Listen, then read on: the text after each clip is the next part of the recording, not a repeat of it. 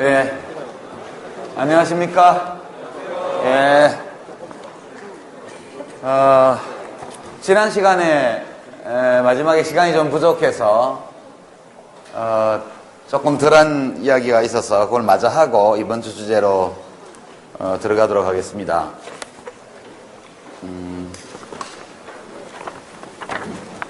지난주에 지식정보화 시대의 지역발전론을 다루면서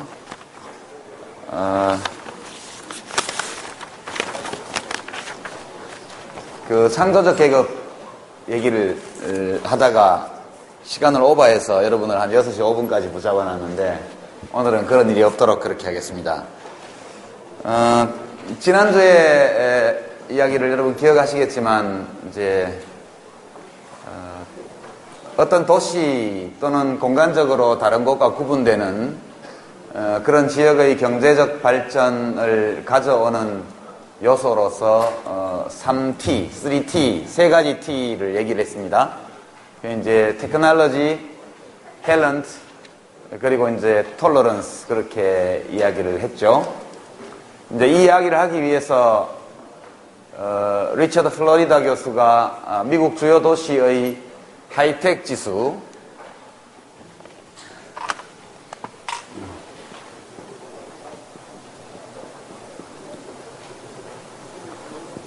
지수와 게이 지수,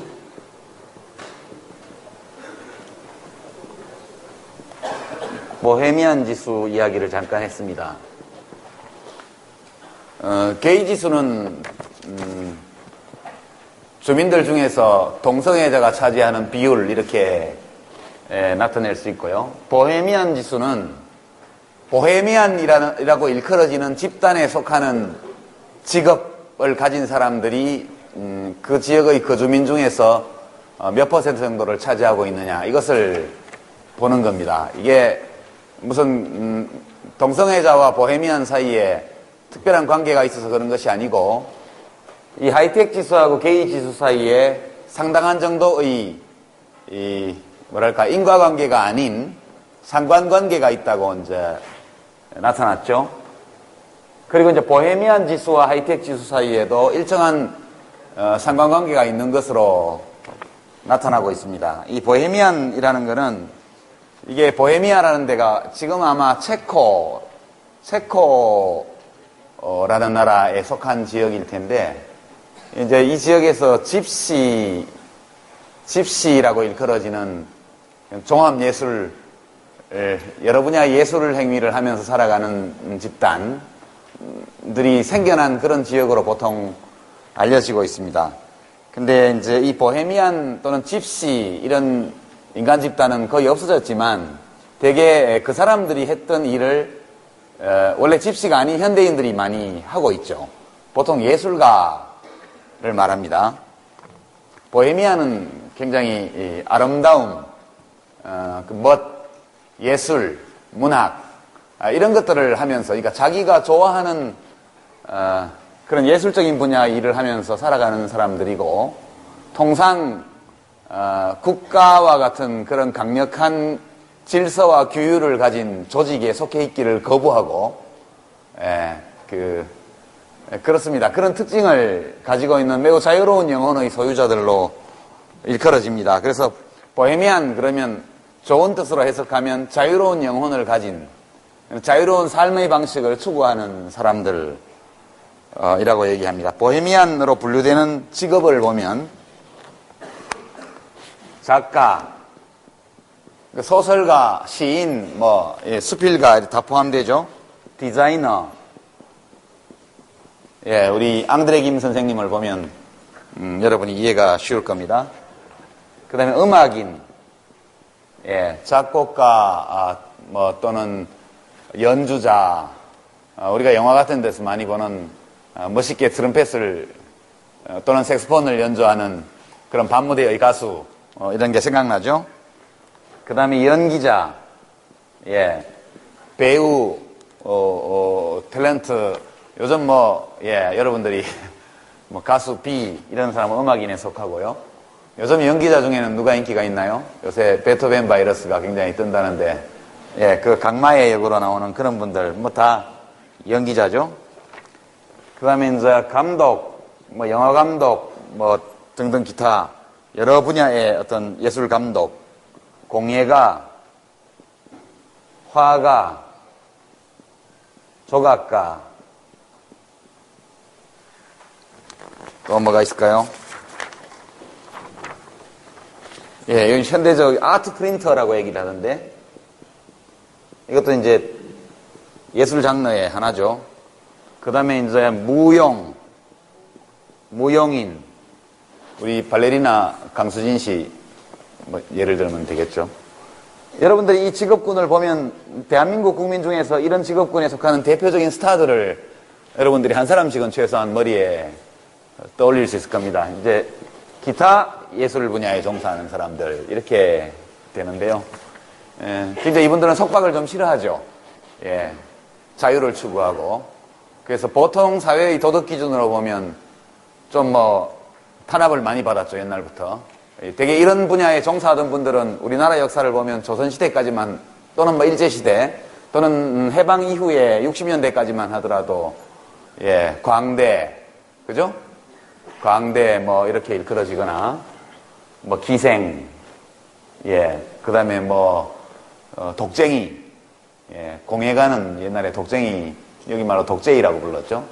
예, 항아리 만들고 뭐 도자기 굽고 하던 전부 조선시대로 치면 뭐랄까요, 중인, 잘해봐야 중인, 천민에 속하던 사람들입니다. 그러니까 세상이 너무너무 많이 바뀐 거죠.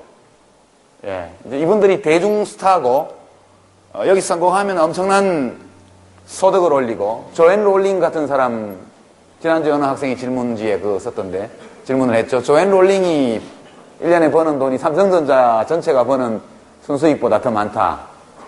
이런 것들입니다. 굉장히 이 분야는 과거에 천대받고 예, 그 어떤 돈 많은 어느 신분이 높은 그런 계급에 종속되어서 활동하던 사람들입니다. 그런데 현대에 와서 굉장히 독립적인 지위를 획득했고 굉장히 고부가가치를 산출하는 21세기의 새로운 산업 분야에 종사하는 분들로 평가를 받고 있죠. 그 지역의 거주민 가운데 이 보헤미안에 속하는 그런 직업을 가진 사람들의 비율, 이런 것들이 그 지역의 하이텍 지수와 게이 지수만큼이나 비슷한 상관관계를 보이고 있다. 이런 것들이 연구자들의 경험적인 데이터 연구에서 드러난 사실입니다. 예, 지난주에 제가 왜 이렇게 되었는지를 설명하는 하나의 가설, 예, 를 이제 소개를 했습니다. 그래서 이제 이 사람의 독창적인 그런 경제지리학적인 해석의 힘을 빌어서 소위 3T 이론이라는 것이 굉장히 2000년대에 들어와서 각광받는 가설로 등장을 했죠. 이것은 가설입니다.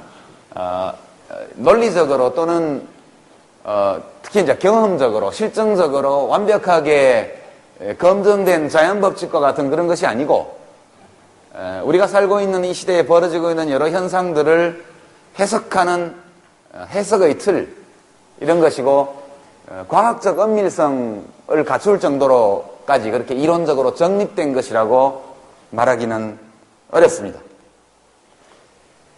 그러면 하필 왜 이 게이 지수가 높은 지역, 보헤미안 지수가 높은 지역이 하이텍 지수가 높으냐, 이렇게 말을 한다면 이 하이테크놀로지를 자기의 지성, 지식 또는 육체 속에 구현하고 있는 사람들이 대체로 국민 일반과 비교할 때 상당 부분 자유로운 영혼을 가지고 있고 높은 지성을 가진 사람들이기 때문인 것이죠. 그러니까 이 동성애자와 보헤미안들이 어느 지역에 많이 몰려 산다는 것은 그 지역에 이 사람들이 즐겨 거주할 만한 문화가 형성되어 있다, 그런 뜻입니다. 여러분이 이 플로리다 교수가 창조 계급으로 분류한 직업 집단을 한번 보시면 이 상관관계가 어떻게 생겨났는지를 여러분이 짐작하실 수 있을 것으로 생각합니다. 이 플로리다 교수의 추정에 따르면 미국 노동력의 약 30% 정도가 이 사람이 분류하는 창조적 계급에 들어갑니다.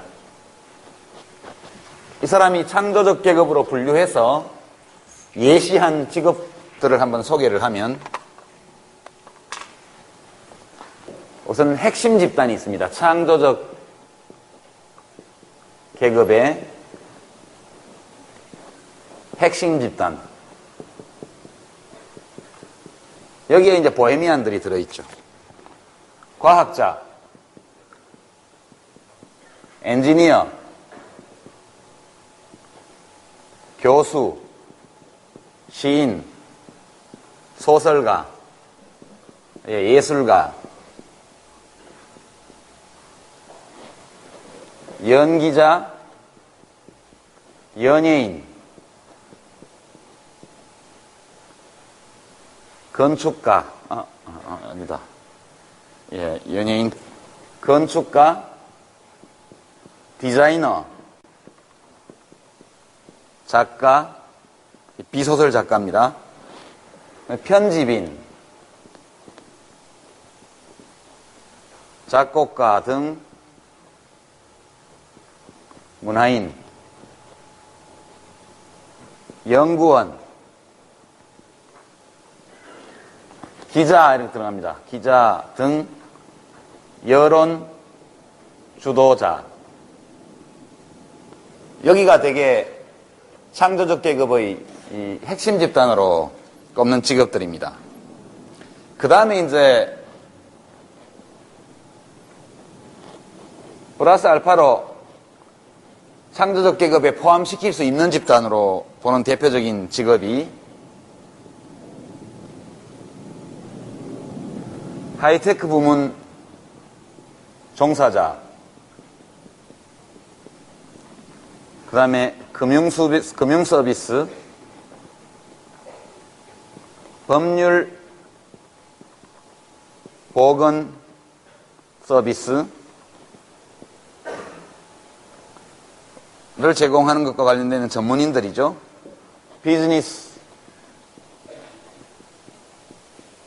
비즈니스맨, 우먼, 하여튼 경영인, 지식 집약적인 산업에 종사하는 창조적 전문 직업인, 뭐 이렇게 되겠습니다. 이런 범주에 속하는 사람들을 다 합쳐보면 대개 미국 노동력의 30%에 해당한다는 것이 플로리다 교수의 미국 노동력에 대한 분석 결과입니다. 우리나라는 이 비율이 훨씬 낮죠. 여러분, 지난 시간에 우리가 통계청에서 나온 그 평소 취업자, 그러니까 인력 실태 조사표를 우리가 함께 봤던 기억이 나시죠? 거기 보면 금융, 뭐 이런 보건, 건강 서비스 이런 데 종사하는 사람 숫자가 3%대, 2%대 이렇게 돼 있죠. 그리고 이제 문화예술 분야 그래가지고 그건 뭐 2%도 안 되는 수준. 그러니까 이 창조적 계급으로 분류한 이 직업군에 속하는 사람들이 전체 취업 인구에서 차지하는 비율이 우리나라 경우는 미국의 아마 반도 안 될 것으로 그렇게 추정을 하고 있습니다. 물론 플로리다 교수는 이것이 일종의 엘리트주의가 아니냐 이렇게 이제 말하는 비판 이런 것을 들으면서 사람이 원래 창조적인 사람 아닌 사람 따로 있는 것이 아니다. 누구나 다 창조적 노동자가 될 수 있는 그런 가능성이 있지만 그 사람들이 어린 시절부터 교육의 기회 그리고 성장하면서 발전의 기회 또 직업 선택을 어느 분야에 하느냐 그 뒤에 직업 활동을 하는 속에서 어떤 노력을 하느냐에 따라서 달라질 수 있는 것으로 그렇게 이야기를 합니다. 뭐 이론적으로 이게 얼마나 타당한지 모르겠으나 계급을 구분할 때는 항상 따르는 것이 그러한 비판이죠. 일종의 엘리트주의라는 비판입니다. 되게 이제 근데 이런 핵심 집단 또는 뭐 창조적 계급에 속한 사람이 어째서 게이 지수나 보헤미안 지수가 높은 곳에 사느냐? 이것은 이제 둘 사이에 인과관계가 있는 것이 아니고 동일한 요인 때문에 이 사람들이 같은 지역에 모이게 된 것이다. 그 동일한 요인 중에 가장 결정적이고 핵심적인 것이 관용, 톨러런스가 있는 지역이라는 거죠. 여러분 이제 대구를 예를 들면 이제 이런 분석 패러다임이랄까요? 이와 같은 경제발전론의 스킴에 비춰보면 대구는 굉장히 불리한 지역이라는 것을 한눈에 알아볼 수 있습니다. 여러분들 가운데 이와 같은 직업군에 종사하기를 계획하고 있거나 원하는 학생 한번 손 들어보세요. 예, 솔직히 예. 창조적 계급이 되고자 하는 사람 숫자가 매우 적군요. 자, 손 들고 있으세요. 예, 손 들고 계속 있어 보세요. 이 중에서 앞으로 대구에서 이 일을 하겠다고 생각하는 분 계속 손을 들고 있고 나머지는 다 내려보세요. 예, 몇 사람 안 되죠? 예, 됐습니다. 자, 내려도 됩니다. 이제 왜 이런 현상이 빚어질까? 이제 이런 일에 종사하고 싶은데 대구에 안 있겠다고 말하는 사람들의 이유를 물어보면 대개 한 두 가지 정도 이유입니다. 첫째는 이런 분야의 일을 발견하기 어렵다. 일자리가 없어요, 별로, 대구에. 그러니까 내가 이런 일을 하고 싶으면 그러한 일자리가 제공되는 곳으로 가고 싶다는 것이 첫 번째 이유가 되겠습니다.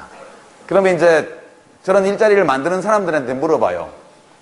왜 대구에서 창업하지 않습니까? 그럼 대구에는 사람이 없어요. 이 일을 할 수 있는 사람이 없어요. 다 떠나기 때문에. 그러니까 이게 서로를 규정하는 거죠.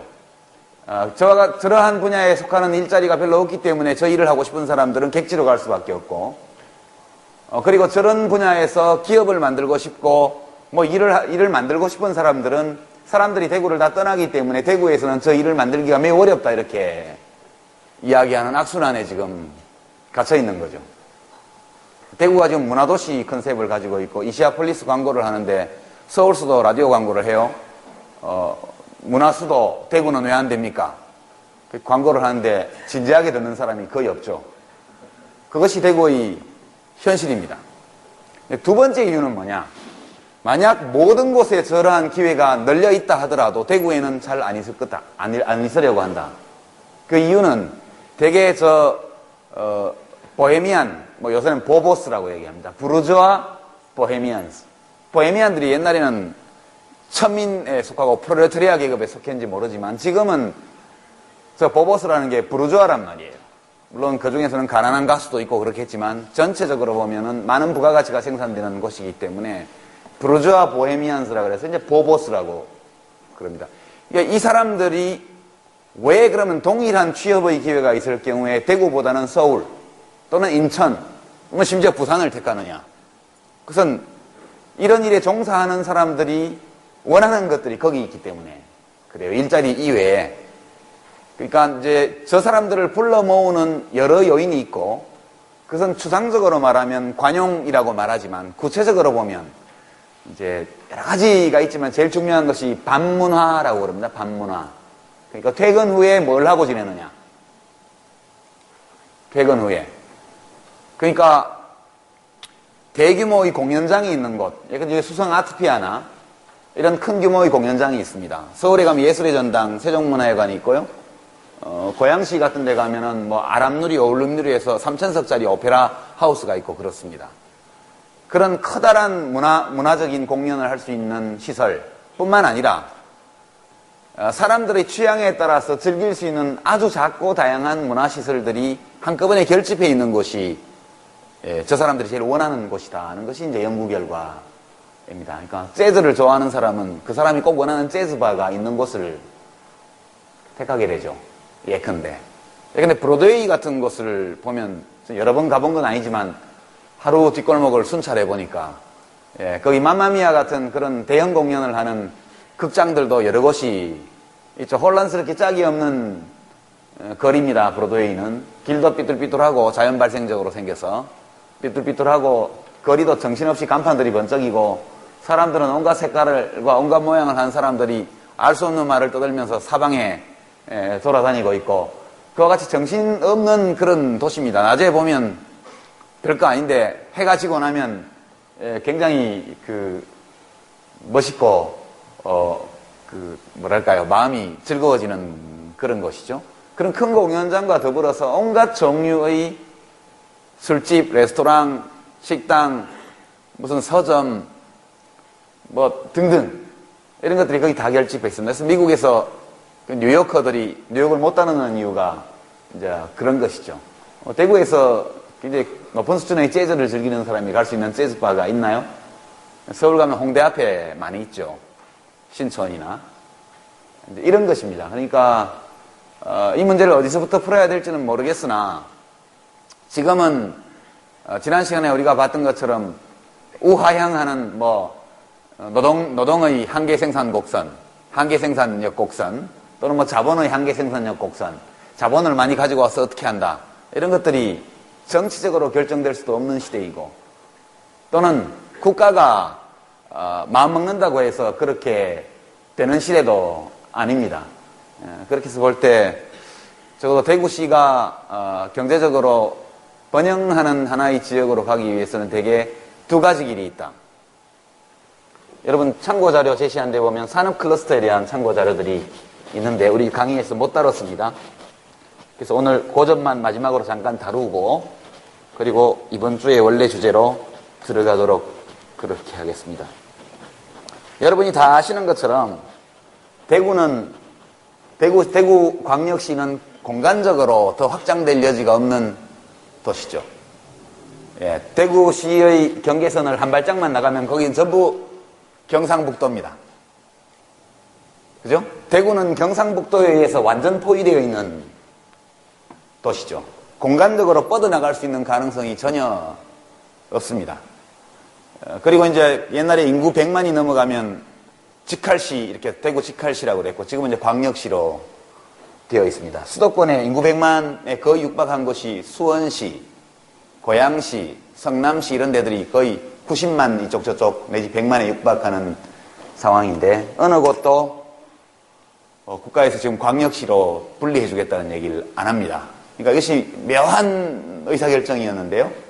경북이 이렇게 있고 여기 대구가 있습니다.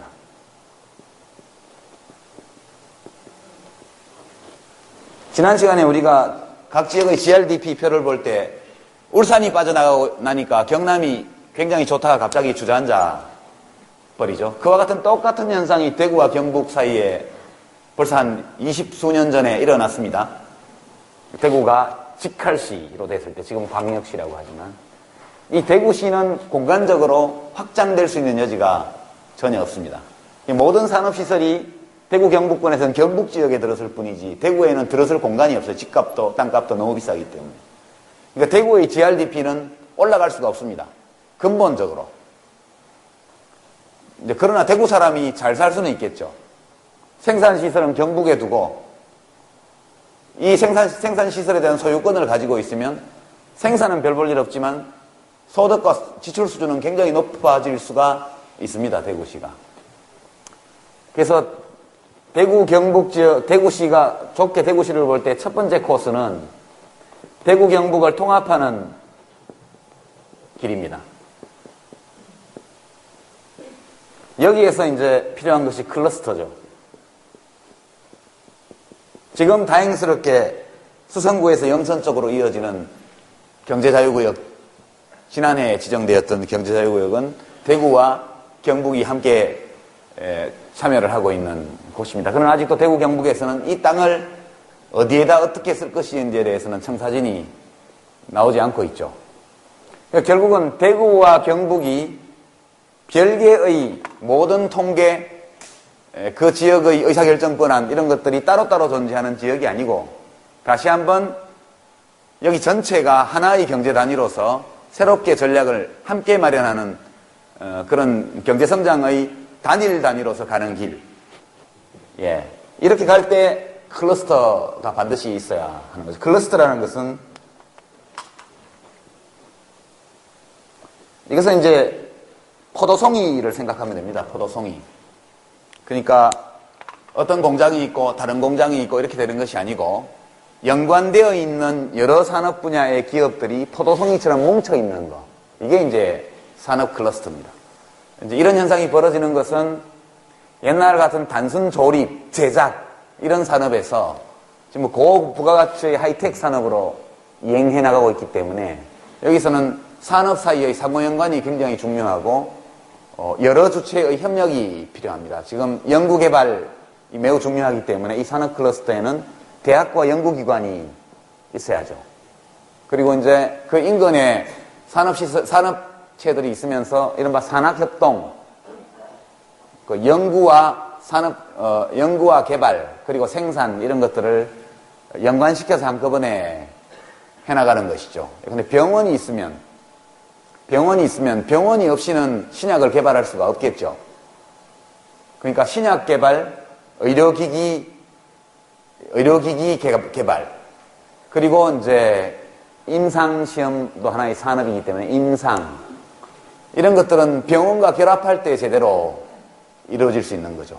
그러니까 이제 의료기기나 신약을 개발하는 또는 뭐 메디컬 벤처 이런 것을 하는 기업들은 의과대학과 대학병원이 있는 근처에 입지를 잡는 것이 무척 유리합니다. 여러 가지 면에서 정보유통, 물류, 그리고 산학협동 모든 점에서 유리합니다. 이처럼 개별 산업이 발전하는 데 필요한 연관 산업 분야들끼리 공간적으로 인접한 곳에 모아두고 그렇게 해서 발전을 도모해가는 전략이 산업 클러스터 전략입니다. 역시 이제 노벨상 수상자인 스티글리츠 교수 같은 사람, 그러니까 미국에서 이루어졌던 제도학파라고 말하는 사람들이 되게 경제 이론에서 아주 추상적으로 경제발전 모델을 생각하는 데에서 이처럼 경로 의존적이고 현실에 뿌리를 두고 있는 그와 같은 산업발전 전략을 연구한 그런 이제 결과로 나온 이론들입니다.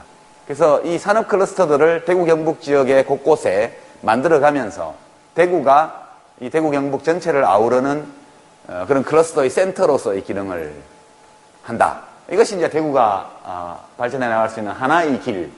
아마 대구 경북연구원에서 이 전략을 연구하고 있는 것으로 알고 있고요. 두 번째 길은 그냥 매력 있는 도시가 되는 겁니다. 매력 도시. 예. 생산시설이 없어도 괜찮다, 그런 뜻입니다. 그 자체의 GRDP가 낮으면 어때? 대구시 자체가 굉장히 사람들이 살아보고 싶어 하는 그런 도시로 발전하는 발전 경로를 또 하나 생각할 수 있습니다. 이제 이 두 번째 코스가 지난주 강의의 주제와 매우 연관되어 있는 길인데요. 근데 여러분 동성로 자유로 지금 자유극장이 지금도 있나요? 자유극장이 없어졌죠. 거기 무슨 아트센터가 있는 것 같은데, 제가 여러분 나이 때는 그 크리스마스 이브에 가면 사람이 제일 많은 데가 자유극장 근처였습니다. 동성로 대구백화점 근처도 물론 사람이 많았고, 옛날에 통행금지가 있었을 때 유일하게 1년 중에 통행금지가 없는 날이 크리스마스 이브였습니다. 왜 그랬는지는 모르겠어요.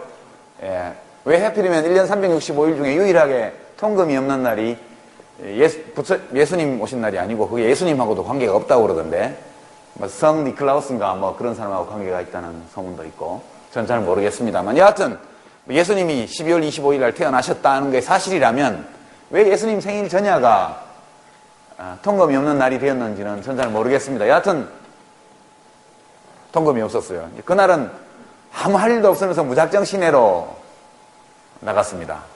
통금이 없는 신기한 날이니까 밤새도록 돌아다니는 거예요, 그냥.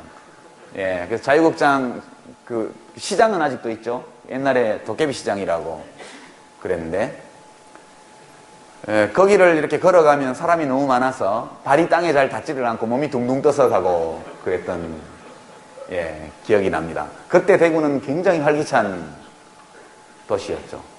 이제 지금 그 일대에 뭐가 있습니까? 무슨 옷가게, 화장품 가게, 미장원, 식당, 뭐 좀 후미진 데는 PC방, 뭐 대체로 그렇죠? 당구장, 뭐 그런 겁니다.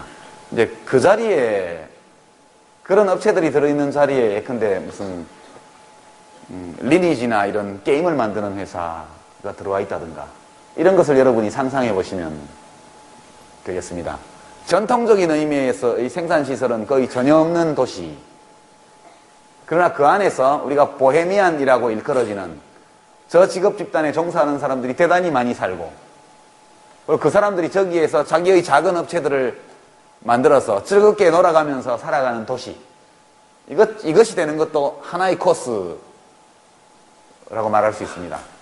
근데 뭐 어느 쪽으로 갈지는 현재로서는 어느 쪽도 전망이 그닥 밝지 않은 그런 것이 지금 현실이라고 보고요. 이것이 밝지 않은 가장 근본적인 이유는 대구 경북 지역의 거주자들이 낯선 것을 싫어하는 보수성을 가지고 있기 때문이죠. 제가 볼 때는.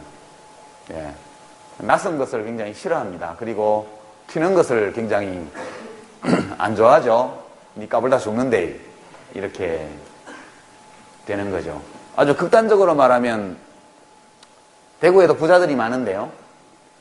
대구는 외제 명품 화장품이나 옷, 자동차의 테스트베드다 그런 얘기도 있습니다.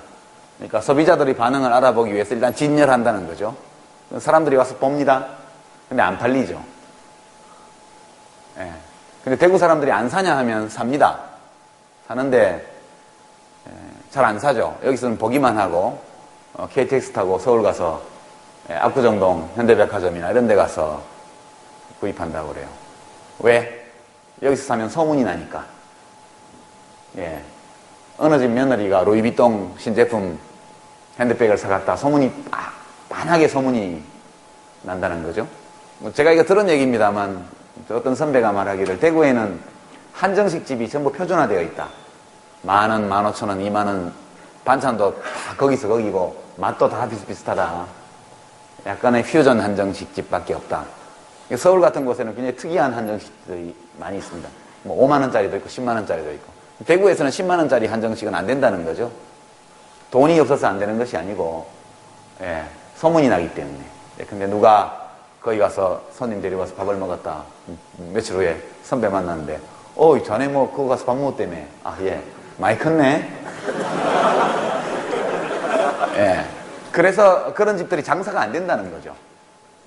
그러니까 어느 정도의 이 보보스나 이제 보헤미안 또는 뭐 이런 창조적 계급에 속하는 사람들은 강고한 연대, 강한 귀속을 요구하는 집단에 속하는 것을 싫어합니다. 느슨한 연대, 일정 정도의 익명성이 보장되는 비밀한 사생활, 그리고 서로 간에 간섭하지 않는 너그러움. 왜냐? 되게 자유로운 영혼의 소유자들이니까. 그래서 이제 이 플로리다 교수의 스킴이라는 것은 그 자체로서 아주 독창적이고 독자적인 어떤 가치를 가진 이론이다. 이렇게 볼 수도 있겠지만, 경제발전이라는 아주 재미없는, 어찌 보면 자연법칙처럼 무미건조해 보이던 테마를 문화와 연관시켜서 설명할 수 있는 힘을 보여준 그런 가설 또는 이론으로서 많은 사람들의 관심을 받았던 사안입니다. 이 클러스터 정책은 참여정부 때 막 추진하다가 그것이 기업도시, 혁신도시 이렇게 왔는데 지금 거의 없어져 버렸죠. 얘기가. 한 5년 추진되다가 대개 10년, 20년 가야 성과가 나는 일인데 지금 다 중단되어 버린 상태이기 때문에 앞으로는 지금은 이런 얘기를 하는 사람이 거의 아무도 없죠. 클러스터 얘기는 2003년, 2004년도에 몹시 유행하다가 지금은 다 들어가 버리고 말았습니다.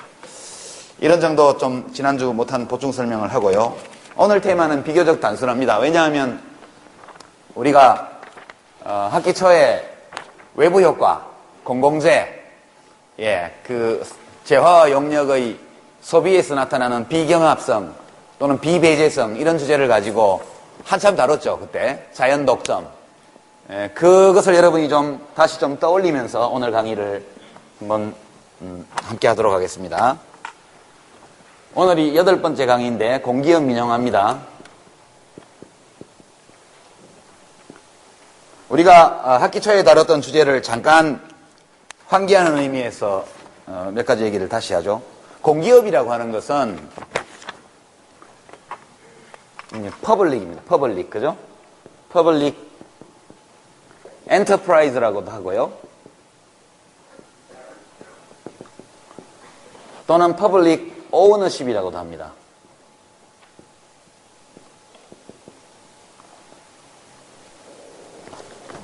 제일 넓게 보면 국가나 지방자치단체가 하는 모든 사업, 모든 일이 아니고 모든 사업, 이것이 이제 공기업이라고 말할 수 있고요. 좀 더 좁게 보면 국가나 혹은 지방자치단체가 공공의 이익을 위해서 경영하는 그런 사업이다. 공공의 이익을 위해서. 그렇게 볼 수 있고, 제일 좁게 또 현실적으로 규정을 하면 국가나 지방자치단체가 사회의 공공복리를 위하여, 여기까지는 이제 다 아는 얘기고, 직접 경영하는 기업이 됐습니다. 그러니까 국가 지방자치단체라는 공공기관이 민간처럼 기업을 운영하고 있는 거, 그게 이제 공기업이죠. 여러분, 국가는 경제적으로 보면 공공재의 공급자에 불과하다, 이런 얘기를 전에 했습니다. 그죠? 사유재, private goods 해당하는 건 시장에서 민간기업과 소비자들이 알아서 다 생산하고 거래하고 소비합니다. 그러나 외부 효과, 소위 말하는 비배제성, 비경합성 이런 것들 때문에 내버려두면 아무도 공급하려 하지 않는 것, 이런 공공재는 국가가 공급해야 되기 때문에 국가가 공급을 하고 그 생산 비용은 조세로 충당한다, 이렇게 했죠. 그러니까 보통 이런 국가가 하는 공공재의 공급이라는 것은 치안이라든가 또는 국방 서비스라든가 또는 도로, 뭐 이런 아주 외부 효과가 강하게 나타나기 때문에 국가가 안 하면 아무도 안 하는 거. 이거 경우는 세금으로 비용을 조달하지만 국민이 받는 서비스와 그 사람이 낸 세금 사이에는 직접적인 관계가 없죠. 그죠? 내가 도로를 걸어가면 분명히 국가가 제공한 공공재를 소비하는 건데 이 대가로 내가 얼마를 내는 게 아니죠. 고속도로를 예외로 한다면 여러분이 사는 골목길, 그런 거, 이 학교 안에 있는 길, 그렇습니다. 또는 여러분이 길 가다가 강도를 당해서 신고를 할 때 경찰차가 왔다고 해서 돈을 내지는 않죠. 그렇지만 돈을 냈습니다. 어떤 형태로? 부가가치세, 유류세, 뭐 여러분 아직 소득세는 안 냅니다만, 또는 뭐 여러분의 부모님이 소득세, 재산세 이런 형식으로 돈은 다 냈어요. 돈 내는 거하고 여러분이 서비스를 받는 거하고 사이에는 직접적인 관계가 1대1 대응 관계가 없습니다. 치안요금을 얼마 내고 국방요금을 얼마 내고 이렇게 하는 게 아니죠. 그냥 돈 벌면 또는 소비를 하면 그에 따라 세금을 내는 것이고, 국가가 공공재를 공급하면 나도 국민의 한 사람으로서 그걸 소비하는 거예요. 공기업의 경우에는 그렇지 않죠.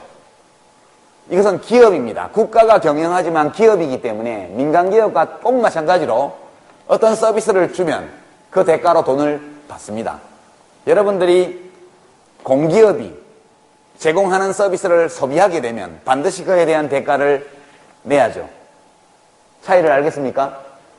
국가의 일반적인 사업과 공공재를 공급하는 국가의 일반적인 사업과 공기업의 차이는, 공기업의 경우에는 시장 참가자라는 이야기입니다. 시장에서 다른 사기업이나 어떤 민간 공급자들이 돈을 받고 물건이나 서비스를 주는 것처럼 공기업도 꼭 마찬가지로 그렇게 한다는 겁니다. 소유권이 국가에 있고 경영을 국가가 하고 있기 때문에 다른 것이지, 원천적으로 민간 시장에서 벌어지는 일과 다른 것은 없다, 이렇게 우선 말씀을 드립니다.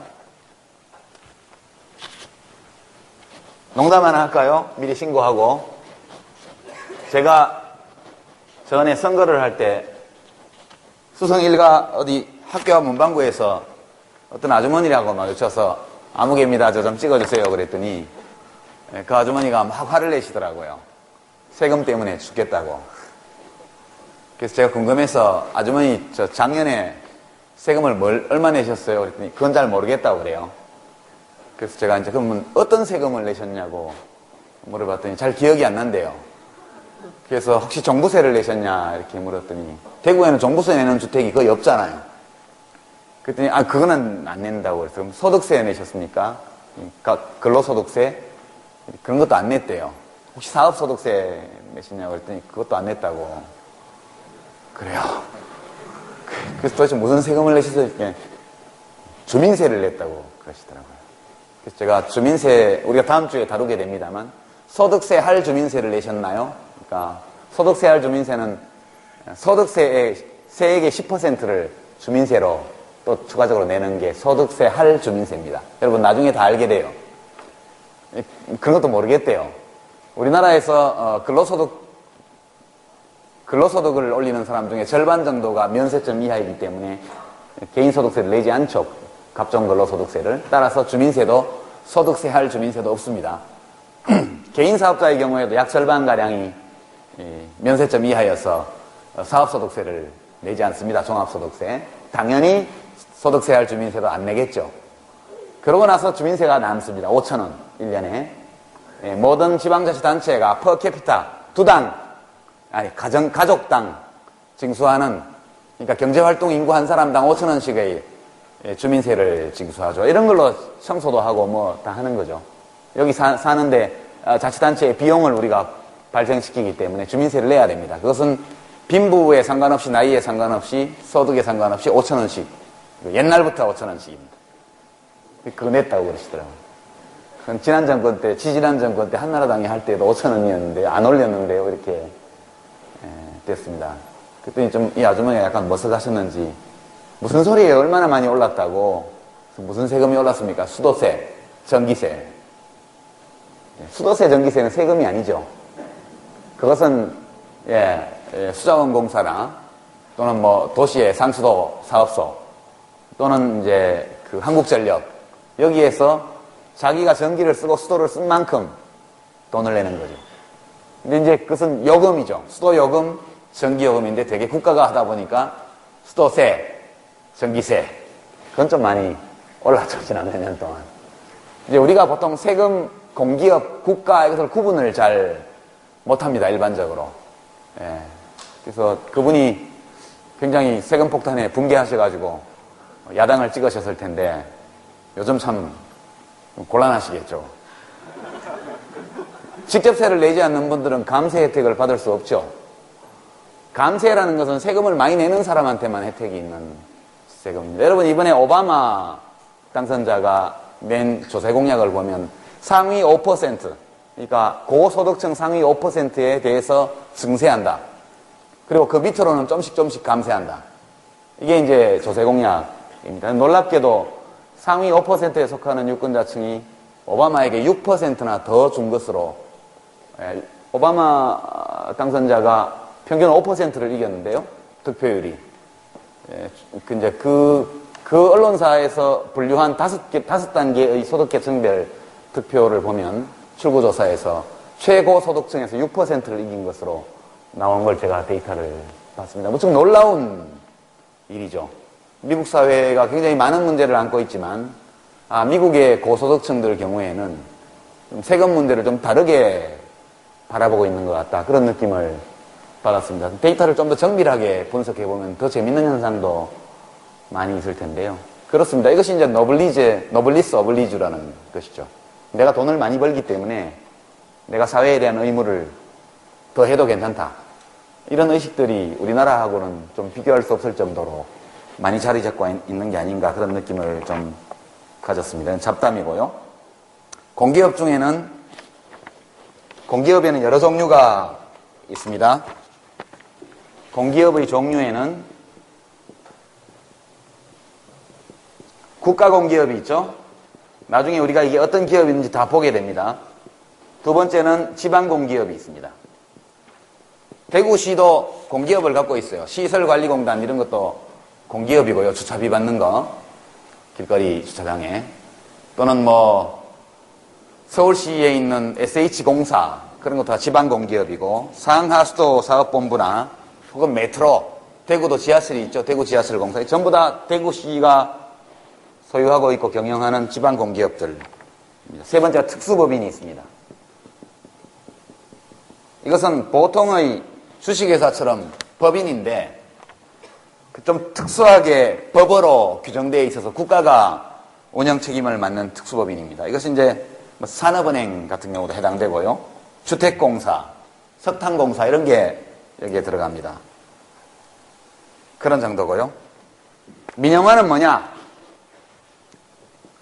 민영화는 국가의 소유를 포기하거나 국가의 경영권을 국가가 경영해서 손을 떼도록 만드는 게 민영화입니다. 민영화는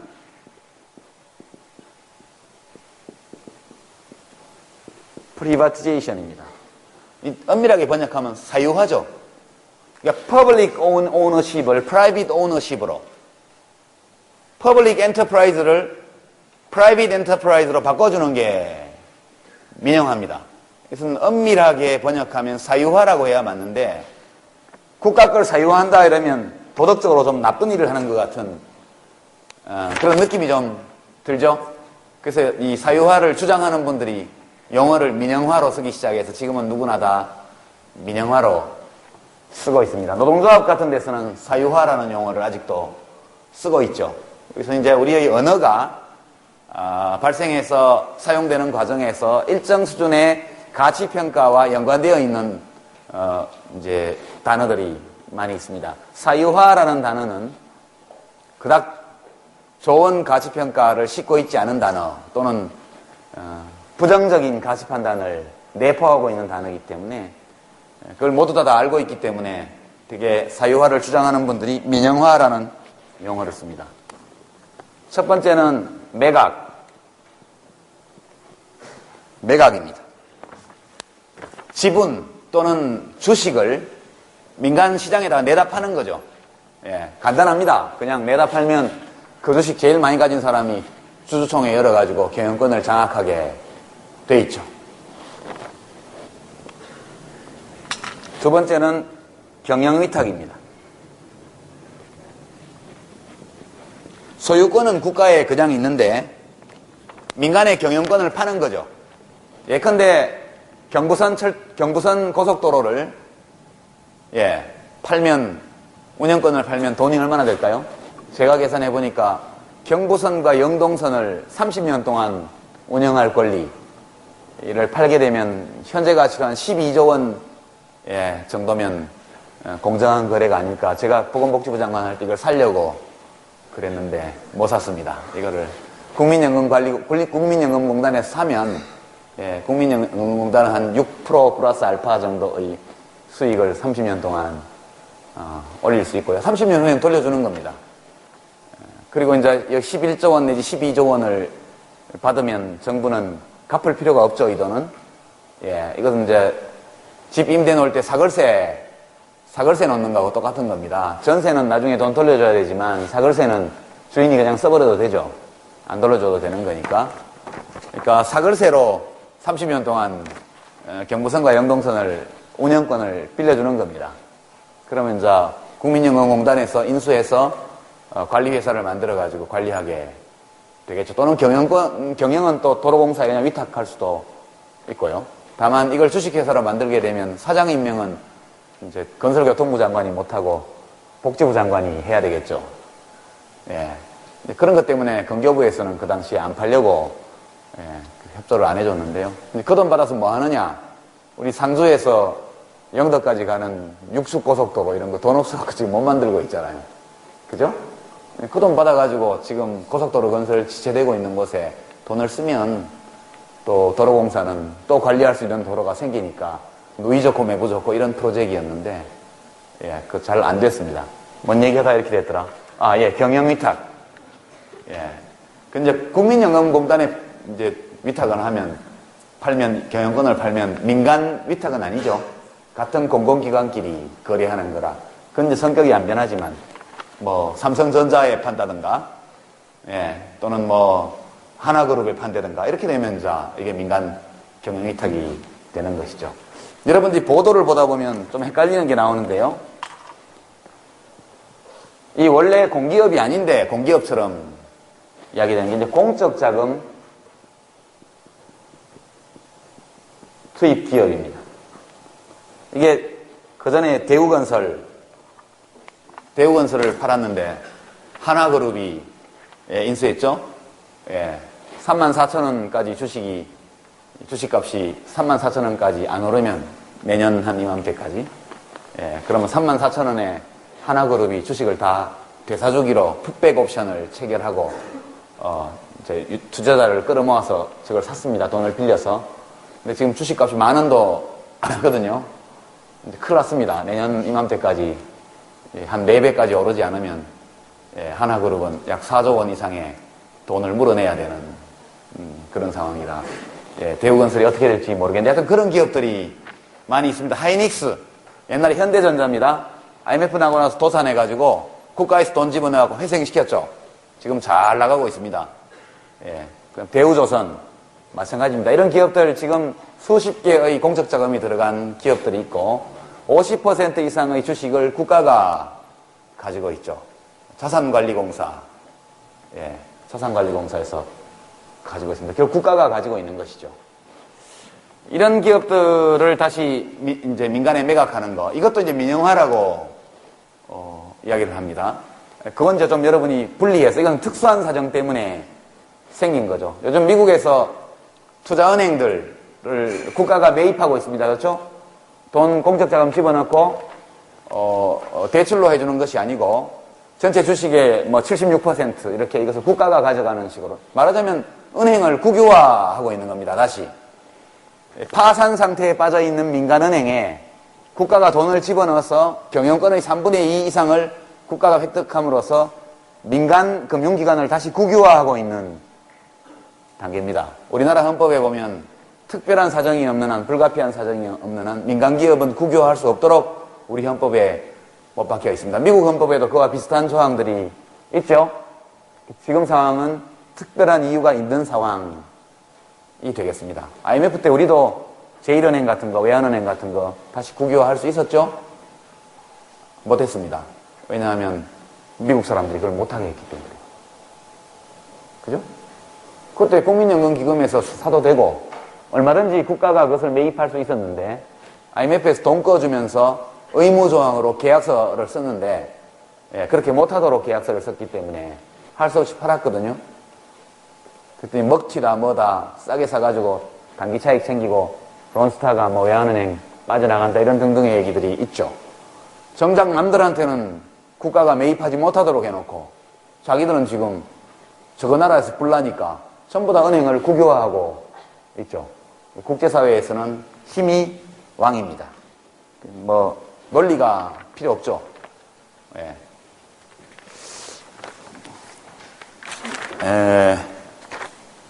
공기업에는 여러 가지의 존재 이유가 있습니다. 이제 이거는 우리가 표를 보면서 한번, 제가 오늘 강의에서는 이명박 정부의 정책 전도사로 잠깐, 나서겠습니다. 기획재정부가 발표한 공기업 선진화 추진 방향. 이제 사유화에서 민영화를 거쳐서 선진화까지 왔습니다. 이게 이제 민영화도 좀 반발이 있으니까 이제 선진화라는 이름으로 지금 추진하는데요. 공기업 선진화 추진 방향, 그리고 공기업 선진화 1단계 추진 계획 두 가지 문서를 함께 보면서 이야기를 이어가도록 하죠. 이거 표지부터 한번 보여주시겠어요?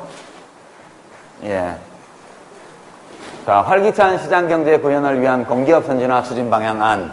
말이 아니지만 확정된 겁니다. 발표할 때. 2008년 8월 달에 발표한 겁니다. 다음. 목차 한번 보시죠. 배경이 뭐냐? 그 다음에 공공기관의 현황과 문제점이 어떠냐? 앞으로 어떤 방향으로 선진화를 추진할 거냐? 그 밑에 어떤 기관을 대상으로 검토하고 있고, 어떤 원칙에 따라서 추진하면 방향은 어찌 되는가? 그 다음에는 이제 아주 공무원들끼리 하는 얘기고요. 대개, 정부의 공문서는 저런 식으로, 구조가 되어 있습니다. 어느 부처 할 것 없이, 배경, 현황과 문제점, 추진의 원칙, 방향, 이렇게 되어 있습니다. 추진 배경은 뭐 다 좋은 말입니다. 활기찬 시장 경제를 바탕으로 선진 인류 국가로 도약하기 위해서 규제개혁, 공공부문 선진화, 능동적 개방 등의 3대 과제를 실천한다. 이렇게 되어 있습니다. 규제개혁은 뭐 늘 하는 얘기고요. 공공부문 선진화의 핵심입니다. 정부 조직을 개편하고 공공기관 선진화. 요건 끝났죠? 요거 끝났습니다. 정보통신부도 없애고 기획예산처도 없애고 뭐 이렇게 해서 끝났고요. 요게 지금 시작되는 겁니다. 그리고 이제 배경에서 다른 나라도 다 하고 있다. 이렇게 이제 이런 얘기가 되겠습니다.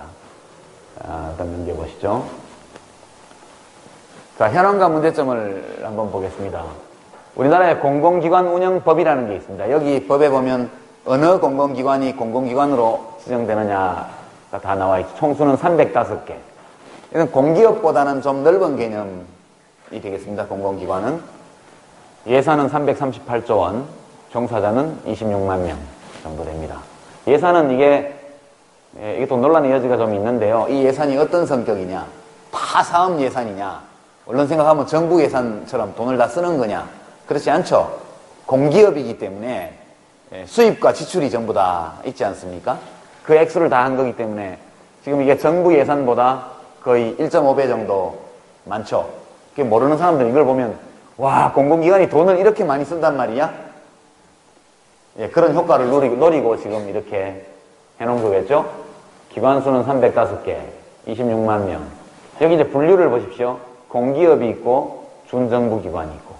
이게 시장형, 준시장형은 뭐 하여튼 시장형입니다. 이게 그냥 시장에서 일반적으로 기업들이 물건이나 서비스 팔고 돈 받듯이 그렇게 하는 것이 24개 정도 되고, 예산은 압도적이죠, 이게.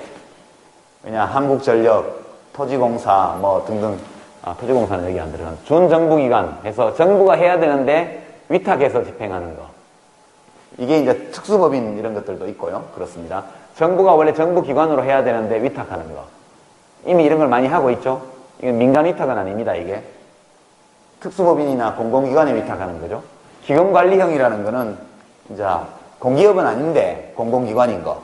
그러니까 뭐 국민연금공단, 국민건강보험공단, 그런 게 산재보험, 뭐 공무원연금관리공단 이런 게 전부 여기 들어갑니다. 그 다음에 계속 올려보시죠. 이게 이제 GDP 대비 공공기관 예산입니다. 이렇게 하니까 이게 엄청 많아 보이죠?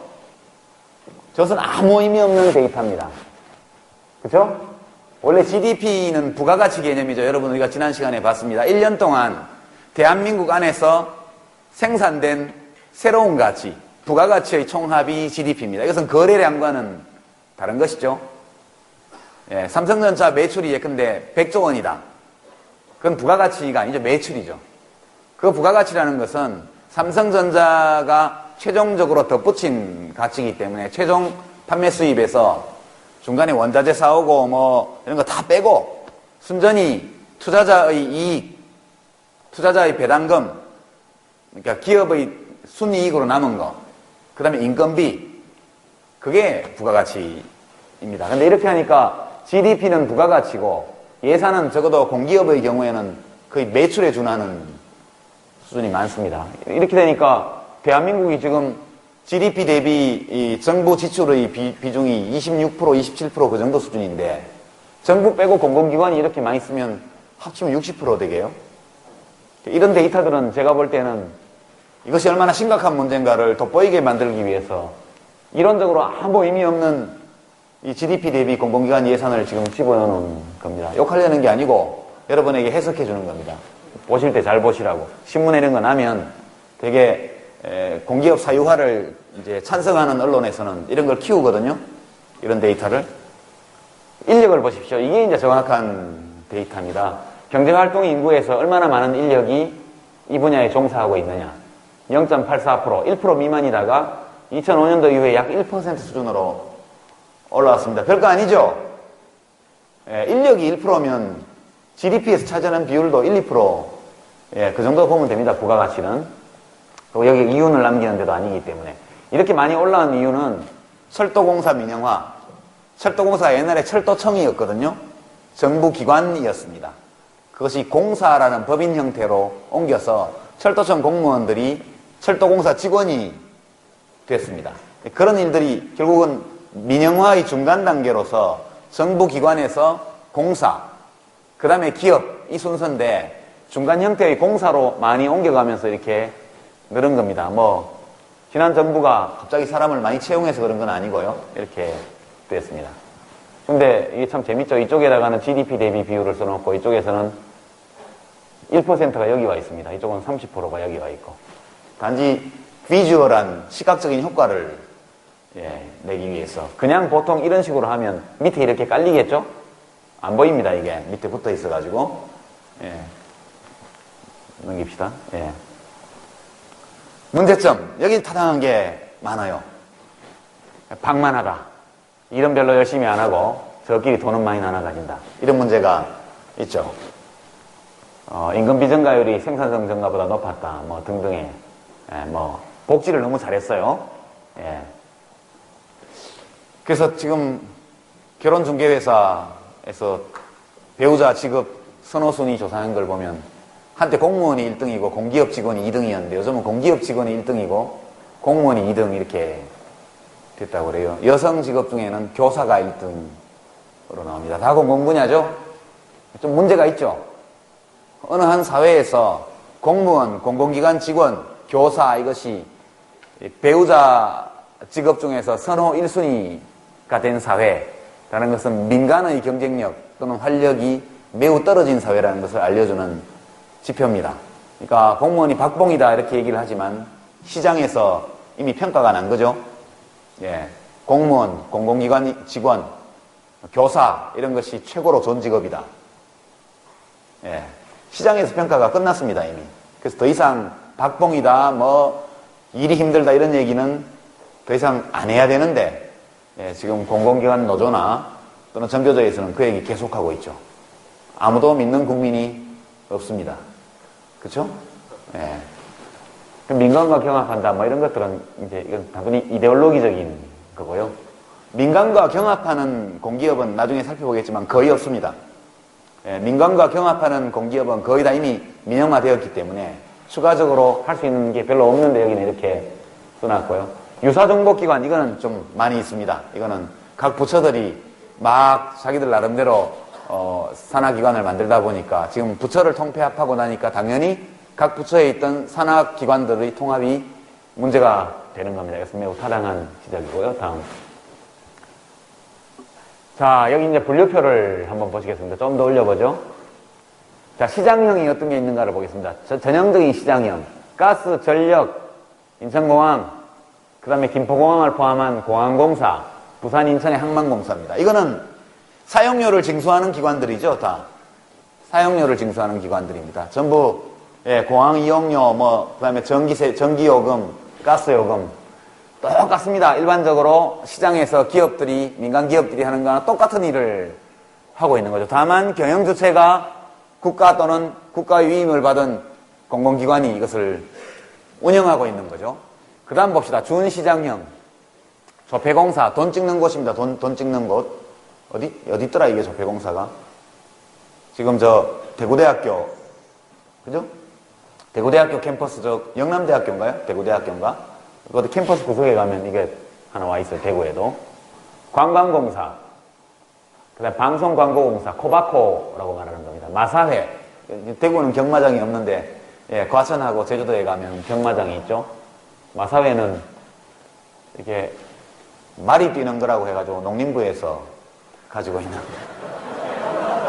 예, 이게 참 코미디인데, 문화체육관광부하고 이 농림부 사이에 오랜 기간 마사회를 둘러싼 쟁탈전이 벌어진 역사가 있습니다. 문화관광체육부에서는 이것은 관광 전형적인 문화관광산업, 레저산업인데 우리가 가져야지. 그래야 마사회장을 복지부 장관이 문화부 장관이 임명하죠. 물론 마사회장은 문화부 장관이 임명하고 대통령이 합니다. 청와대에서.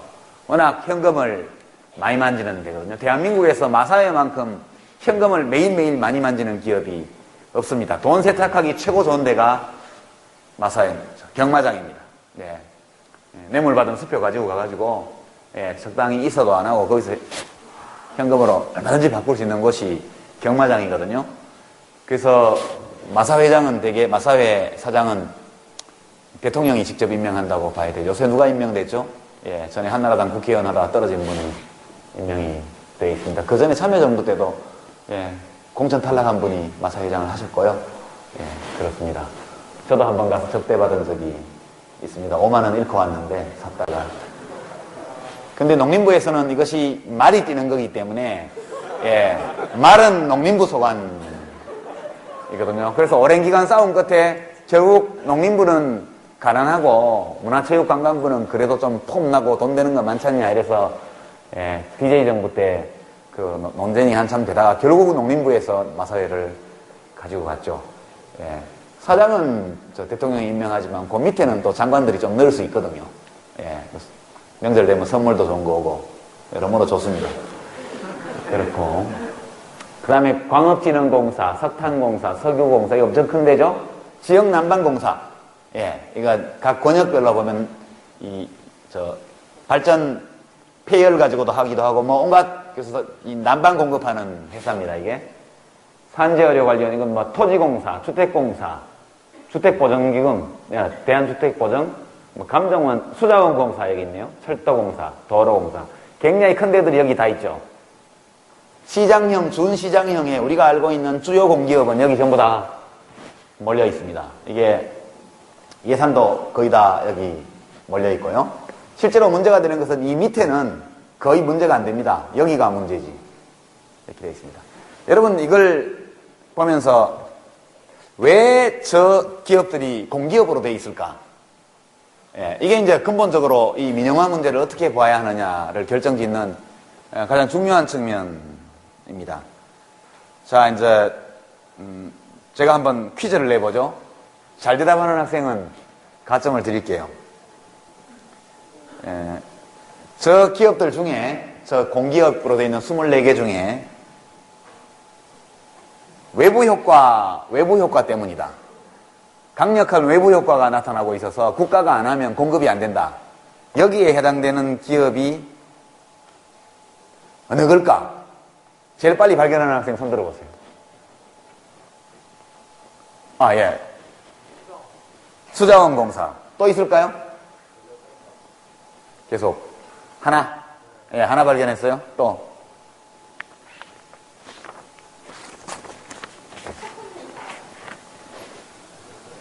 석탄공사.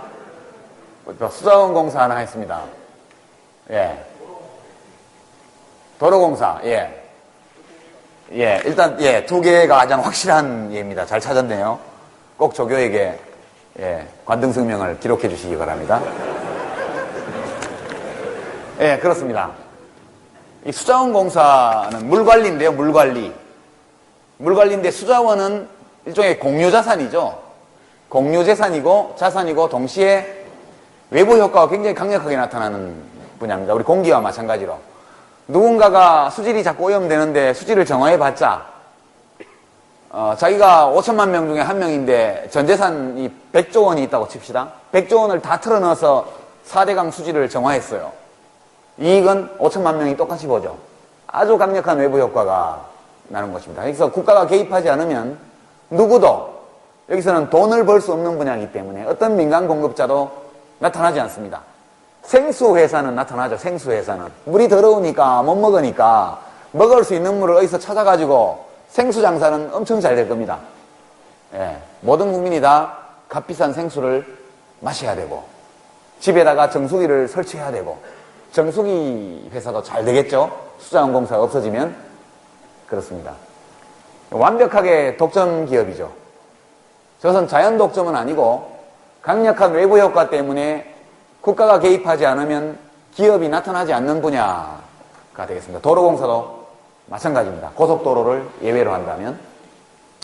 근데 실제로 하는 일은 고속도로밖에 없는데 원리적으로 그렇다는 뜻입니다. 두 번째 퀴즈입니다. 이제는 제일 위에 것만 보지 말고 여기 다 좀 설명하고 갑시다. 공기업은 아니지만 기금관리형이 있습니다. 국민체육진흥공단은 국민체육진흥기금이라는 게 있고요. 문화예술위원회는 예, 여러분 영화 볼 때 영화진흥기금 포함되어 있죠? 예, 지금도 있을 거예요 아마 요거. 영화진흥위원회하고 전부 이런 겁니다. 수보, 이건 뭐지 수보는? 수보는 뭔지 모르겠고 수보가 뭔지 모르겠네요. 자기들은 다 아나 봐.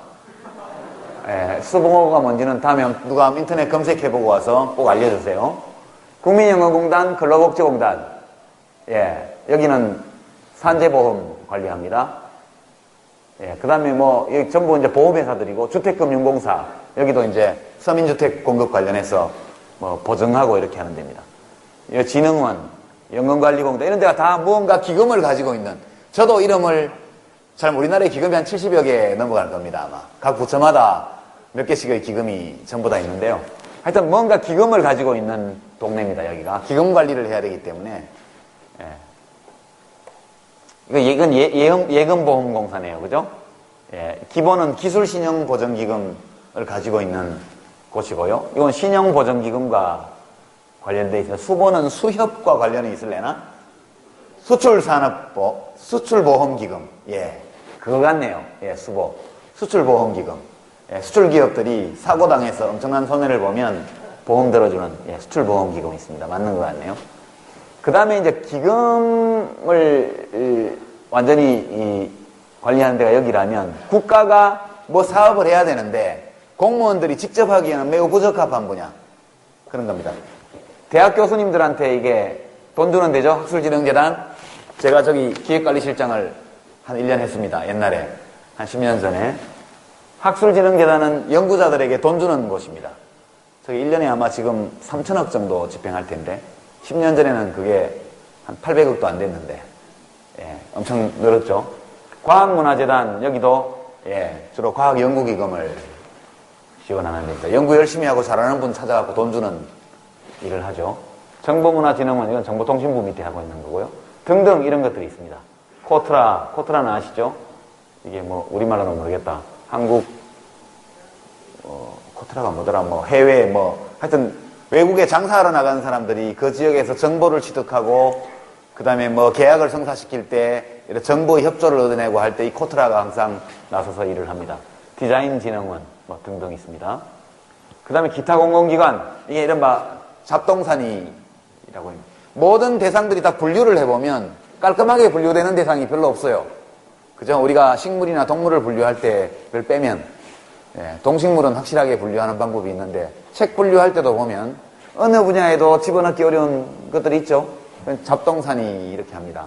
그게 잡동사니라는 카테고리는 한번 만들어 놓으면 무한히 확장되는 경향이 있는 게 문제죠. 잡동사니가 커지면 그 안에서 다시 분류를 해야 될 겁니다. 기타 공공기관, 국책은행, 자회사, 뭐 철도발전, 자회사, 철도공사 자회사 이런 거죠.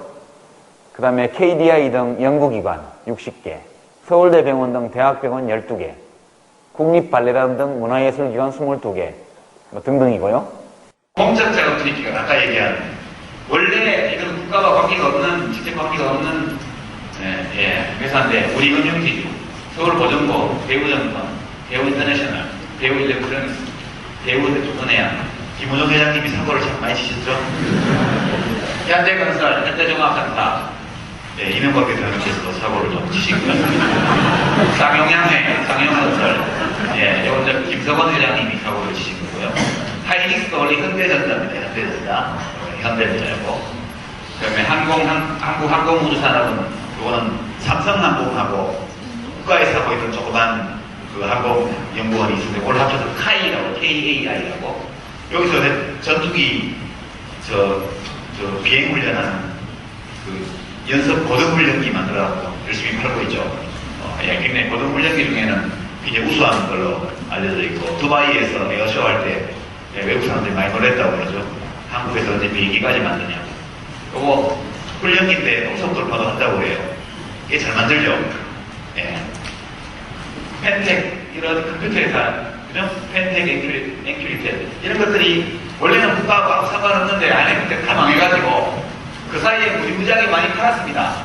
한 것도 많이 있는데 아직 남아있는 게 이런 겁니다. 아까 배우건들 같은 저장면에 팔았죠.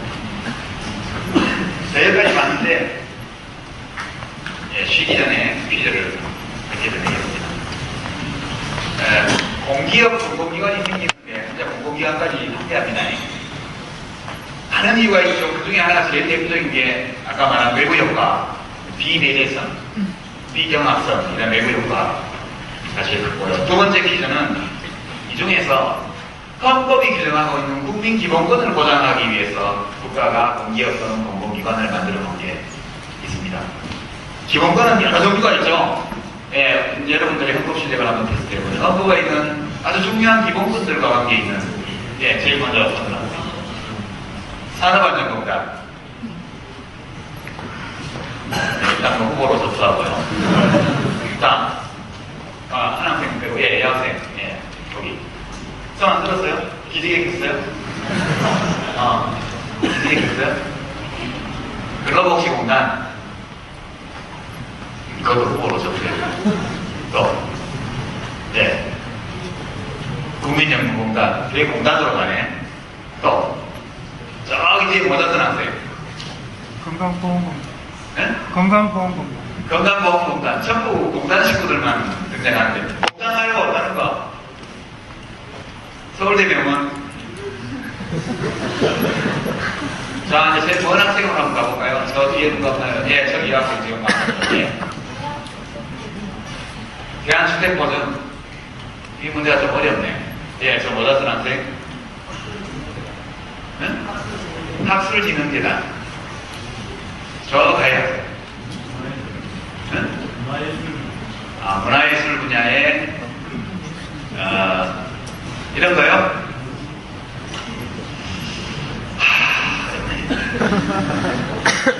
아직도 서울대병원 하나는 제가 인정하겠습니다. 서울대병원. 완전한 답은 아니지만, 예, 근데 완전한 답이 아니라서 좀 그렇긴 한데, 그래도 인정을 해드릴게요. 예. 혹시 다른 논리적으로 생각해봐요. 예. 응? 주택공사가 어떤 기본권을 보장하기 위해 있죠?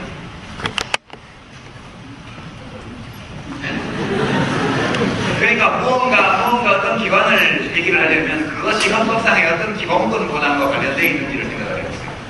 예, 저기 빨간 옷 입은 여학생. 방송광고공사. 예, 비슷하긴 한데. 예, 계속 도전해보세요. 예. 그도 이전에 자유. 주택금융공사, 주택공사. 굳이 따지자면 그렇게, 예, 저기 안경사람. 인터넷 진흥원. 예, 답이 안 나오니까 한번 다시 한번 해봅시다. 아, 학술되는데 다음은 아니다. 창문의 자유. 저거 없다고 하면 못하나요? 그러니까 우리가 또 국민의 기본권을 보장한다. 예. 적폐공사는 민간의 위탁에서 찍어도 되죠. 예, 정확히 가야 돼. 예, 지금 그거 방송영상 산업진흥원.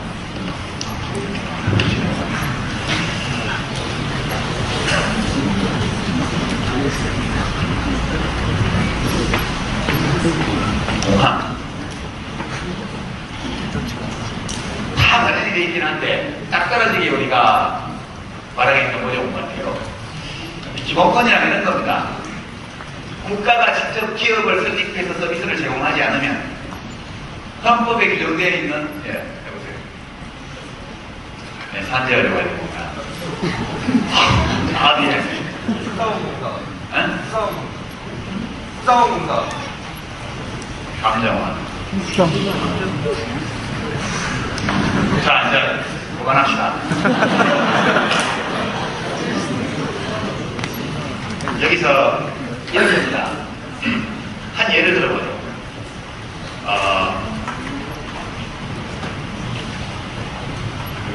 여러분 시골에 놀러 가보면 군내 버스라는 군내 버스. 군내 버스가 뭔지 아십니까? 자기 군 내에서만 다닌다는 겁니다. 강화도에 가면 강화에도 군내 버스가 있거든요. 제주도에 들어가면 뭐 어느 지역을 뺑뺑 도는 버스들이 있습니다. 하루에 4번 이렇게 적자 노선이거든요. 완전히. 그 군내 버스 왜 다닐까요? 적자 노선이지. 그죠? 그거 다니지 않으면 신체의 자유를 침해하는 거예요. 교통권. 이 대한민국 국민의 거주 이전의 자유라는 것은 좋은 집에 살 권리가 아니고 내가 살고 싶은 곳에 가서 살고 내가 나의 신체를 옮겨놓고 싶은 곳으로 옮길 수 있는 권리. 이것이 기본권이에요. 근데 버스가 돌지 않으면 시골에 사는 할아버지 할머니들은 읍내 나가려면 걸어갈 수밖에 없잖아요. 이거에 대해서는 최소한의 교통수단을 제공 안 해준다면 국가가 국민의 기본권을 보장하지 못한 거예요. 그래서 적자 노선을 도는 버스를 돌리는 회사한테는 황금 노선을 같이 줍니다. 돈 많이 걸리는 노선을 주고 그리고 적자 노선을 끼워 팔기를 해요. 원래는 국가가 조직해도 되죠. 국가가 버스 회사를 세워가지고 돈 되는 노선 안 되는 노선 다 흩어다. 안 되는 노선은 국가만 합니다. 이렇게 하다 보면 돈 되는 거는 민간이 다 돈 걸고 돈 안 걸리는 건 국가가 다 책임지고 이런 게 어딨냐 이렇게 얘기가 나오니까 맞아 국내 버스가 시골 구석구석 돌도록 하는데 일종의 보조금 형식으로 황금 노선을 같이 주는 거거든요. 서울시에도 그렇게 합니다. 대구에도 아마 그렇게 할 겁니다. 이것은 국가가 직접 하지는 않지만 국민의 기본권을 보장하기 위한 겁니다. 불행하게도 여기 여러분 답 중에 제일 가까운 게 요거 대답한 학생이 있어요. 고받고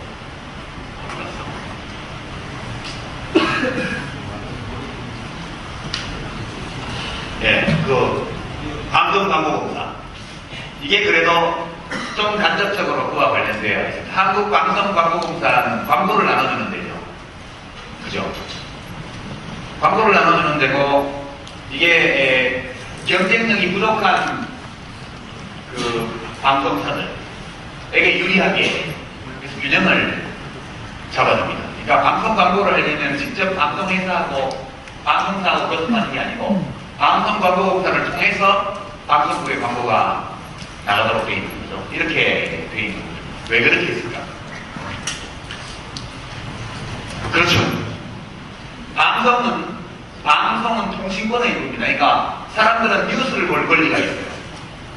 그러니까 우리 헌법에는 명시적으로 정보 취득권이라는 것이 규정되어 있지 않지만 헌법 37조에 국민의 기본권은 헌법에 열거되어 있지 아니하다는 이유로 경시되지 아니한다 이렇게 되어 있습니다. 우리가 논리적으로 생각해서 기본권이라고 생각할 수 있는 것은 국가가 보장해줘야 하는데요. 그러니까 직접적으로 KBS는 여기 안 들어있습니다. 공공기관에 안 들어있을 적이 없는데 KBS가 왜 있을까? 왜 공영방송이 있을까? MBC도 공영방송을 하고 있지만 한 예를 좀 드렸습니다. 1990년대 중반에 독일에서 아주 많은 관심을 가지고 소송이 걸렸어요. 독일 국가대표팀의 A매치 경기를 월드컵에 나가서 94년 월드컵 때 같은데 미국 월드컵 한국이 그때 1무 2패로 아주 선전하고도 예선 탈락했던 경기입니다. 서정원 선수가 맞추는 골을 넣고 그럴 텐데 그때 황선욱 선수가 볼리비아전에서 찬스를 좀 살렸으면 한 달에 한 2만원 내고 페이티비 보는 건데 거기 가입 안 한 사람은 국가대표팀의 A매치 경기를 볼 수 없다는 얘기예요. 그래서 기본권 침해다. 헌법재판소에서 기본권 침해로 판결이 났습니다.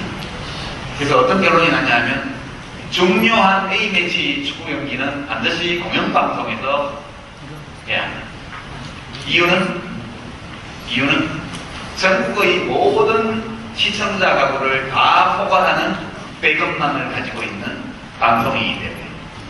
그러니까 국가대표 축구팀의 A매치 경기를 보는 것이 기본권에 속한다고 판결한 거죠. 축구 좋아하는 학생들은 공감이 가죠. 미칠 거예요, 그죠? 월드컵 8강 올라가고 이탈리아하고 붙는데 우리 집은 페이티비가 없어 못 본다. 방송국에 가서 불 지르는 겁니다. 네. 이런 겁니다. 그러니까 이 텔레비전 시청권이라든가 라디오 시청권 또는 인터넷에 접속할 권리 이런 것들이 헌법에 명시되어 있지 않지만 기본적으로 국민의 기본권에 속한다고 보는 거죠. 그래서 KBS가 있는 거고요. 그리고 KBS라는 공영방송 하나만으로 전국 각지에 살고 있는 국민들이 자기가 원하는 정보를 최소한 충분히 얻을 수 없다고 판단하기 때문에 각 지역의 방송이 있는 겁니다. 이게 다 같이 살아나가야 돼요. 그래서 지금 코바코라고 하는 이 방송광고공사를 민영화한다고 그러는데 그렇게 되면 문제가 발생할 수 있겠죠. 이걸 둘러싸고 여러 가지 법률적인 논란이 벌어지고 있는데 저는 이제 저걸 없애지 말자, 민영화하지 말자는 쪽이 학교입니다. 논리는 이것이 국민의 기본권을 보장하는 문제와 간접적으로 관련되어 있고요. 예. 제가 기획했던 대답은 요거였는데요. 예. 국립병원, 국가가 운영하는 병원도 여기에 포함될 수 있습니다. 아까 서울대병원을 대답한 학생을 왜 제가 반밖에 안 받았냐 하면 조교한테 얘기하세요. 받는 서명을. 서울대병원은 원래 국민기본권 보장과 관련된 병원이 맞습니다. 실제 하고 있는 일은 그거하고 별로 관계가 없죠. 이론적으로는 맞고 실제적으로는 해당 사항이 거의 없는 것이 지금 실정입니다. 왜 국가가 병원을 세우느냐? 민간 병원도 많이 있죠. 많이 있습니다. 그러나 국가가 병원을 세워야 가져야 하는 이유는 비상시에 대비하기 위해서 국가가 임의적으로 쓸 수 있는 병상을 확보할 필요가 있기 때문입니다. 예를 들어서 우리나라는 사스 중국과 있던 나라들 전 세계를 휩쓸었던 사스 파동이 터졌을 때 아무도 걸리지 않았죠. 대한민국 국민 중에는 사스에 걸린 사람이 없습니다. 한국 안에서도 없었고 외국에 체류하고 심지어 중국에 체류하는 유학생이나 상사주 주재원 중에도 사스에 걸린 사람이 공식적으로는 없었습니다. 있는지 모르겠지만. 근데 만약 그와 같은 새로운 질병이 발생해서 이 사람은 어떤 사람이 긴급 치료를 받거나 전염을 막기 위해서 격리해야 할 때 민간병원들이 안 받아주면 굉장히 곤란한 사태가 발생을 하죠. 전염병을 막는 것, 이것은 국민의 건강권이라는 기본부가 관련해서 볼 때 국가가 해야 될, 반드시 해야 될 역할입니다. 그래서 지금 우리 공공병원의 병상 비율이 15%밖에 안 됩니다. 전체 대한민국 병상이 100개면 공공병상은 15개밖에 안 돼요, 지금. 그렇긴 하지만 역시 국립병원은 그런 걸 가지고 있어야만 되는 거죠.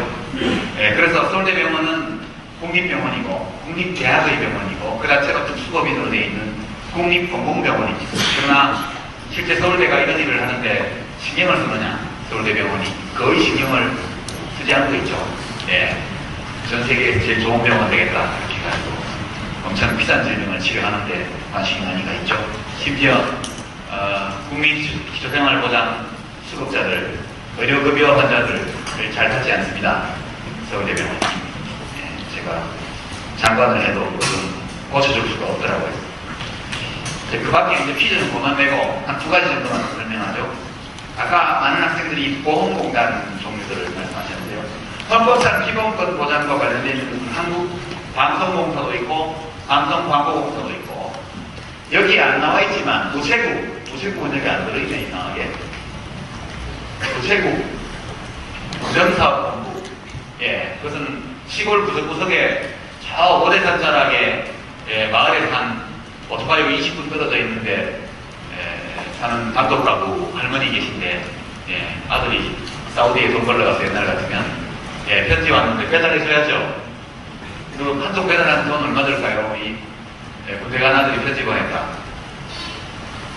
최소한 몇천 원은 들 거예요. 오토바이 타고 교산에까지 가려면 인건비, 기름값 다 얼마죠? 몇백 원. 우표 한 장 가시면 배달해 주잖아요.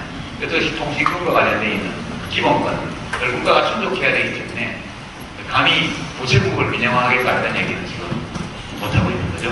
우체국 관계 있고요. 한국통신은 지금 민영화가 됐습니다만 기술적인 변화 때문이고 원래 한국통신 입경으로 생긴 것은 전국 모든 가정에다 전화망을 깔아야 한다. 그리고 일단 망을 깔고 나면 이것이 자연독점에 해당된다. 두 가지 이유 때문에 된 거지만 기본적으로 기본권과 관계가 있습니다. 세 번째가 이제 이것은 기본권이라기보다는 사회적 위험을 관리하는 것. 사회적 위험 관리.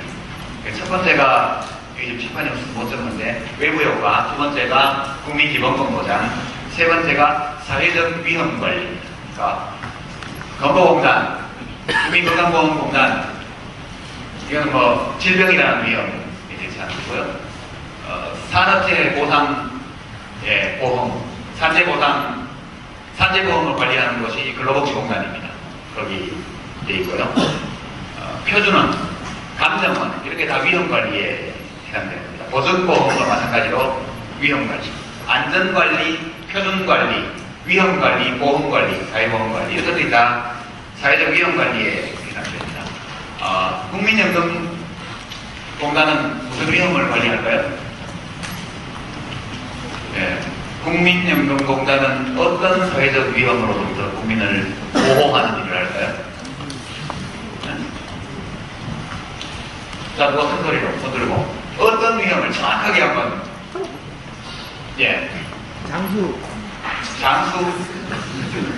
장수의 위험. 혹시 이 대답을 수정하고자 하는 학생 있어요? 희망 기본 학생. 돈 없이 오래 사는 거예요. 정답입니다. 관등성명을 꼭 적용하게 말씀하세요. 장수는 위험이 아닙니다. 장수 그 자체는 축복이죠. 오래 사는 거. 그러나 소득 없는 장수, 재산 없는 장수, 돈 없이 오래 사는 것만큼 심각한 사회적 위험이 달려있습니다. 장수라고 대답은 했습니다. 아마 이걸 염두에 둬둘 텐데, 그래서 제가 그런 거 같아서 전부터 정확히 표현하라고 했죠. 돈 없이 오래 사는 것. 그래서 축복이 아닙니다. 이것은 굉장히 큰 사회적인 위험이고 개인적인 재앙에 해당되기 때문에 국민연금은 이러한 위험으로부터 국민들을 보호하기 위해서 만들어진 지금이고, 그래서 강제저축제도 강제모험이고, 그래서 관리하는 것이 국민연금 보장이 되겠습니다. 마지막으로 네 번째 공기업을 세우는 이유, 경제정책을 관리할 목적으로 세우는 공기업들이 있습니다. 경제정책을 관리할 목적으로 세우는 공기업들은 어떤 곳이냐? 국책은행, 옛날에는 IBK, 중소기업은행, 지금 거의 정부 통제를 벗어나 있긴 한데, 그래도 아직 문제가 멋지죠. 주택은행, 국민은행, 이런 게 지금은 좀 달라졌지만 다 옛날에 국가가 사실상 관리하던 은행들입니다. 산업은행. 목적이 다 있죠. 중소기업은행은 원래 중소기업의 이 자금 지원을 위해서 만든 은행입니다. 주택은행은 국민들의 내집 마련 꿈을 실현하는 데 도움을 주기 위해서 만든 은행입니다.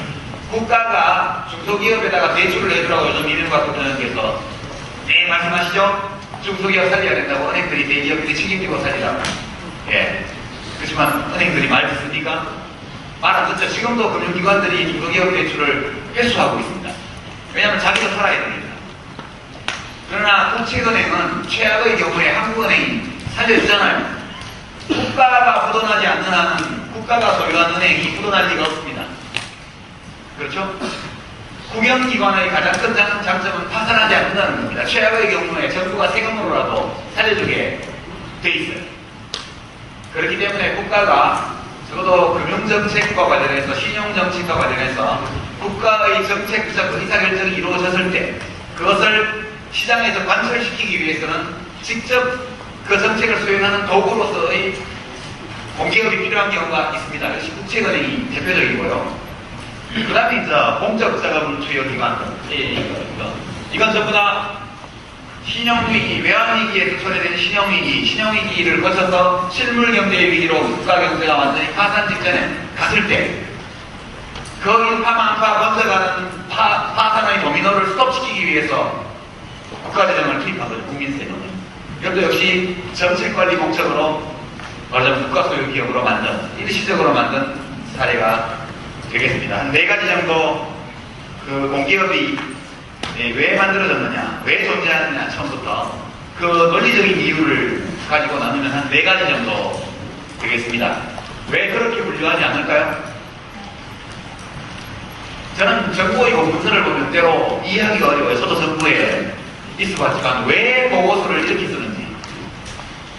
이것은 매우 편의주의적인 외형상의 법률적인 측면에서 본 분류입니다. 정책적 의사결정이 필요하고 왜 이와 같은 의사결정이 이루어졌는지를 보여줄 수 있는 공문서 혹은 보고서라는 것은 논리적, 실증적 근거를 중심으로 혹은 정치적 필요성을 중심으로 분류하는 것이 마땅합니다. 그런데 뭐 하여튼 이렇게 옛날부터 해왔고 지금도 하고 있는 상황입니다. 이것만 봐서는 이 기업들이 왜 존재하고 있는지를 전혀 알 수가 없죠.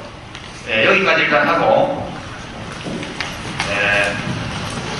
지금 40분